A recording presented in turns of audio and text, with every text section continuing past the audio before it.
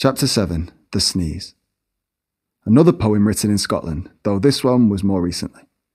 I was out for a drive with my two girls and I was just suddenly struck at how quickly they're growing up, particularly my eldest. It was a moment in time and it hit me. It's cliche maybe, like everyone really loves their kids, I know. But I hadn't had a moment like this before. It was a lot. The poem took less than 2 minutes to write. It arrived in my head pretty much fully formed. We went for a drive that weekend, we went away and it rained. You picked the music and your sister just complained. But when I looked to my left, I saw you, right? Sitting in the same front seat but in a different light. Older, growing up, in front of my eyes. And if I hadn't have squeezed your knees, I would have thought it all lies. But you asked me if we had to play the clean versions of the songs. And I didn't even know if you knew why they were so wrong for little girls to listen to. So I just carried on driving and let your sister listen too. Until Beyoncé came on, and the display screen showed her as naked as the day she was born, apart from a cowboy hat and a silver love heart where knickers would usually be worn in. You just stared at that image and God knows what you must have been thinking when we were listening to her singing about all the things that we were listening to her singing about.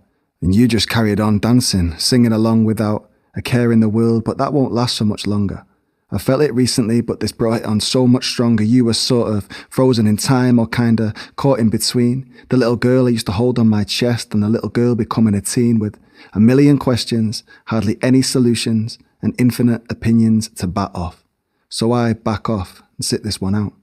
I watch you from the corner of my eye as you squirm a little in your seat, dancing still, rolling your fist to the beat, a bit like you were in Steps. But it isn't as innocent as Steps, is it?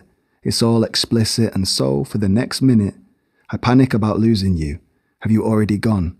Look, I know this is life and life has to move on, and then it's over when you notice me sniff and start sighing and ask me if, Dad, are you crying? And yes, I am crying, not prepared for moments like these, but I'm not ready to let you go or let it show, and so I say no. I'm just trying not to sneeze. We rarely see kids growing. They're a bit like plants in that they just change overnight, it seems. Sometimes it's important, even though it's hard, to really study those changes and see where we fit into all of it.